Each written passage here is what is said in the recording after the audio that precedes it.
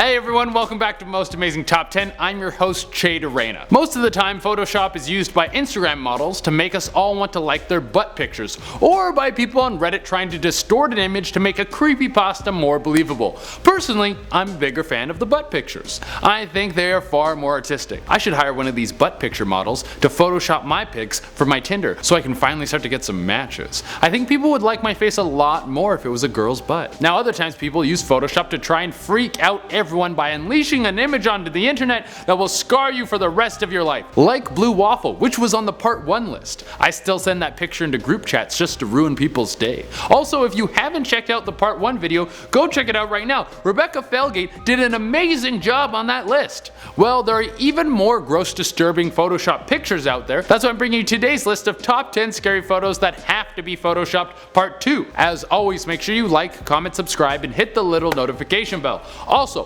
follow Most Amazing Top 10 on Instagram and Facebook. It's a great way to get to know myself and the other hosts a little bit better. There's more content over there, all that kind of stuff. And without taking any longer, let's get into this list. At number 10, we have Goatman. Goatman, Goatman, Goatman! Someone remixed the song Jumpman with Goatman and then punched it up with some goat themed lyrics that would blow up. Also, if that song already exists, please leave a link in the comments below. This one is one of the most famous creepypastas out there. It's about a creature that can shapeshift into any animal or any person and kills people. I'm gonna say that this picture is a combination of things. It's a nice staged killing with some live props crossed between some okay Photoshop skills. I mean, the mask and feet are very convincing, but the blood splatter on the bag, that looks like early 2000s CGI. The effects in The Mummy Returns look better when the rock turns into that scorpion creature. At number 9, we have the Hook Island Sea Monster. Every time I get the chance, I squeeze some sort of sea monster in. I think there's a part of me that's convinced that there's some giant weird creature lurking around in the deep below. The Hook Island Sea Monster is a classic sea monster story. Boy meets girl, boy falls in love with girl, their love is forbidden so they run away together. Wait, that's a different story. What I meant to say is a couple sees a giant black mass underwater and then tells all their friends about it, and then no one ever seems to see the thing again. No one even asks them about how day drunk they were when they made this sighting. I mean, the sighting happened in 1964 by a couple who were on a boat. You're gonna tell me that they didn't spend all day drinking? Well, apparently this thing was 80 feet long and looked like a giant tadpole. There's lots of photos of the Hook Island monster, but it's hard to tell if they're legit or not. At number 8, we have the Thousandth of a Second. What? This looks crazy. How does it even happen? The water looks like a little blanket that's gonna snuggle that rock and sing it a sweet little lullaby right into its ear. Well, I guess that's not really scary, but this picture is so nuts that I had to put it on the list. Apparently this photo isn't photoshopped. The shutter speed is just so fast that it captures the water flying over the rock in this perfect time where the water looks like it's solid. That's crazy. I want to take this camera and take pictures of people falling off of skateboards and get every millisecond of pain and damage that goes into their body. I think I spend more time looking at the Instagram Wicked Slams than any other page. There's something about people getting brutally hurt that really brings joy to my heart. At number 7, we have the Slow Wave Firth Spaceman. Here's a creepy one, photobombed from a spaceman. This picture was taken back in 1964 and it's the original. Of course, with the internet you can't trust anything. This whole thing could have started just as a Reddit thread of a weird picture. Then people made up a backstory for it, and the next thing you know, everyone thinks space people are popping into pictures. But apparently this photo was taken and the only 2 people there were the little girl and the grandfather taking the picture. After the photo was developed, the old dude had the picture inspected by the workers at Kodak and they said it was legit. I want to believe that there's a time traveler that used his godlike powers to leave his mark on a Polaroid from the 60s, but I just haven't met an old person who doesn't lie just for fun.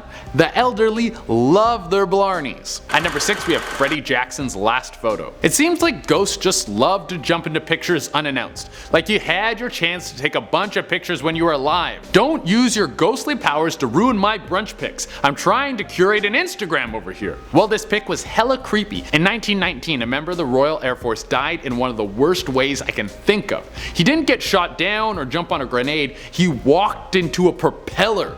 Ugh. I would hate to be the guy who's in charge of cleaning that up. There would be brains behind doorknobs. Well, the squadron packed him into a nice little box and then put a funeral on for him. This was 2 days after the day he died. And on the day of the funeral, they did a big group photo of everyone looking super cute. And who decided to show up? Behind one of the pilots, you can see the ghostly face of Freddie Jackson. I mean, he was probably a little happy. Even though he was dead, he was for sure stoked to see how many people made it to his funeral. At number 5, we have bath time. Alright, there's 1 bath and 6 of us. Should we take turns? No, 5 of us are gonna pile into that bath all at once, and then the 6th person is gonna take a picture. That's a good time. Is this what happens on girls' night? You guys take non-sexual baths together for fun? You know, you can just play Smash Bros. You can have up to 8 players on the screen at one time. Well, it's not the 5 girls all packed into a bathtub that makes this picture strange, and makes me wonder if there's such a thing as being too good of friends, but it's the Shadow Man in the window. Jesus Christ, someone get a priest so we can banish this soul stealer out of here. Now in the photo, you can't tell if this person is standing outside or a demon ghost that has left his imprint on the glass. Either way, this man or monster is a huge creep and needs to let people just enjoy their shared bath time. Please go away. At number 4, we have Babushka. I love this picture so much. I hope in my soul it's not photoshopped. I want this little old lady to be a real person. It looks like her makeup was done by a mortician and she's slumped over like she's lived through 11 wars. There's so much going on. The reason I think it might be photoshopped is her body doesn't match the rest of her. Her head totally sticks out. She's got a little kid's shirt on and she's way too small. You can tell by the guy sitting behind her. If she's real, she's no taller than 4 feet. I know some people get shorter as they get older, but this is kind of crazy. She probably has some little miniature house furnished with miniature furniture. I love this little babushka lady. If she's real, I wish her good fortune, and I hope the step stool she uses to grab everything never breaks. At number 3, we have zombies.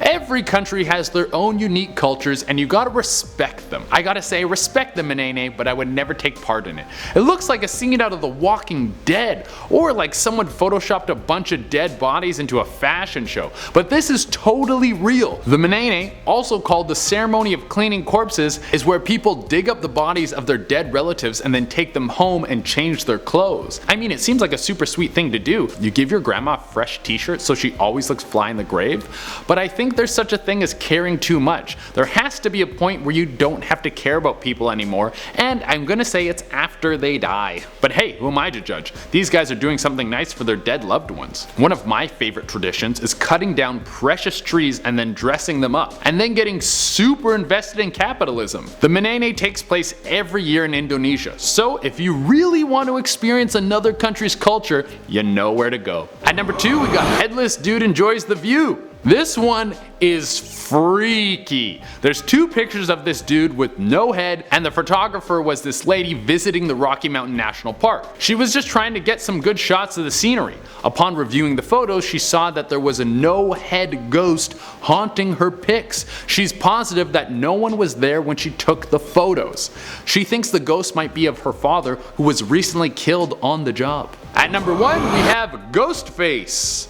Not the amazing rapper from the Wu-Tang Clan, but this creep ghost that wanted to get into someone's camera roll one more time. Now I can only find the black and white version of this picture. I guess when you're capturing some dead dude's soul in a photo, you gotta make sure it looks artistic. If this was a color photo, it would be easier to tell if this is just a dude who doesn't know how to smile and probably likes to do arts and crafts with people's body parts, or if it is indeed a ghost caught on camera.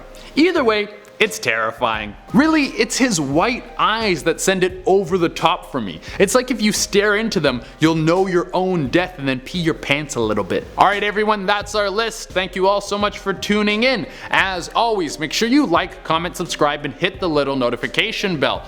Also, if you guys want a part 3, let us know in the comments. If you haven't seen part 1, remember, go and watch part 1. Rebecca did such a good job on that video.